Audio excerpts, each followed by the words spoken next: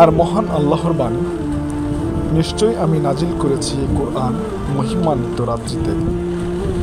আর আপনি কি জানেন মহিমান্বিত রাত্রি কি? মহিমান্বিত রাত্রি হাজার মাসের চেয়েও শ্রেষ্ঠ। সেই রাত্রে প্রত্যেক কাজের জন্য ফেরেশতাগণ এবং রূহ তাদের প্রতিপালকের আদেশক্রমে অবতীর্ণ হয়। সেই রাত্রি শান্তি শান্তি ফজর হওয়া পর্যন্ত। আবু হুরায়রা রাদিয়াল্লাহু আনহু হতে বর্ণিত যে নবী সাল্লাল্লাহু আলাইহি ওয়াসাল্লাম বলেছেন, যে ব্যক্তি রমাজানে ঈমানের সাথে ও সওয়াব লাভের আশায় সাওম পালন করে, তার পূর্ববর্তী গুনাহসমূহ মাফ করে দেওয়া হয়। এবং যে ব্যক্তি ঈমানের সাথে সওয়াব লাভের আশায় লাইলাতুল কদরের রাত জেগে দাঁড়িয়ে সালাত আদায় করে, তার পূর্ববর্তী গুনাহসমূহ মাফ করে দেওয়া হয়।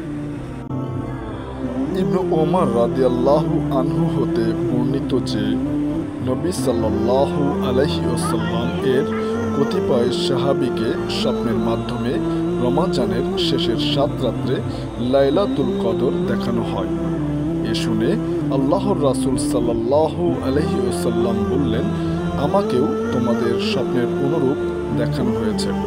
তোমাদের দেখা ও আমার দেখা শেষ 7 দিনের ক্ষেত্রে মিলে গেছে। অতএব যে ব্যক্তি এর সন্ধান প্রত্যাশী, সে যেন শেষ 7 রাতে সন্ধান করে।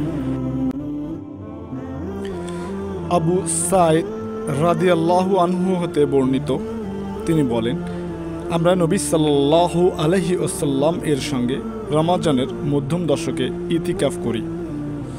তিনি 20 তারিখের সকালে বের হয়ে আমাদেরকে সম্বোধন করে বললেন, আমাকে লাইলাতুল কদর এর সঠিক তারিখ দেখানো হয়েছিল, পরে আমাকে তা ভুলিয়ে দেওয়া হয়েছে। তোমরা শেষ দশকের বেজর রাতে তার সন্ধান করো। আমি দেখতে পেয়েছি যে আমি ওই রাতে কাদা পানিতে সেজদা করছি। অতএব যে ব্যক্তি আল্লাহর রাসূল সাল্লাল্লাহু আলাইহি ওয়াসাল্লামের সঙ্গে ইতিকাফ করেছে, সে যেন ফিরে আসে, মসজিদ হতে বের হয়ে না যায়। আমরা সকলে ফিরে আসলাম, থেকে গেলাম।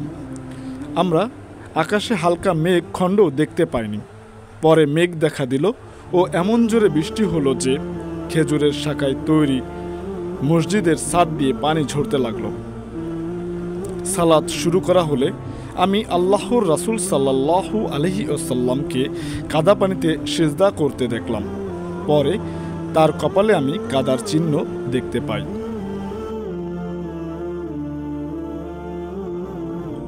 আবু সাঈদ খুদরি রাদিয়াল্লাহু আনহু হতে বর্ণিত, তিনি বলেন, আল্লাহর রাসূল সাল্লাল্লাহু আলাইহি ওয়াসাল্লাম রমাজান মাসের মাঝের দশকে ইতিকাফ করেন।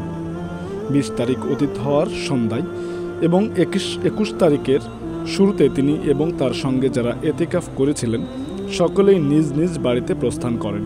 এবং তিনি যে মাসে ইতিকাফ করেন, ওই মাসের যে রাতে ফিরে যান, সে রাতে লোকদের সামনে ভাষণ দেন, আর তাতে মাশাআল্লাহ তাদেরকে বহু নির্দেশ দান করেন। অতঃপর বলেন যে আমি এই দশকে ইতিকাফ করেছিলাম। এরপর আমি সিদ্ধান্ত করেছি যে শেষ দশকে ইতিকাফ করব। যে আমার সঙ্গে ইতিকাফ করেছিল সে যেন তার ইতিকাফ স্থল থেকে যায়। আমাকে সে রাত দেখানো হয়েছিল, পরে তা ভুলিয়ে দেওয়া হয়েছে। আল্লাহর রাসূল সাল্লাল্লাহু আলাইহি সাল্লাম বলেন, শেষ দশকের ওই রাতের তালাশ করো এবং প্রত্যেক বেজর রাতে তা তালাশ করো।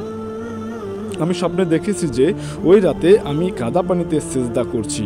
ওই রাতে আকাশে প্রচুর মেঘের সঞ্চার হয় এবং বৃষ্টি হয়। মসজিদে আল্লাহর রাসূল সাল্লাল্লাহু আলাইহি সাল্লামের সালাতের স্থানেও বৃষ্টির পানি পড়তে থাকে।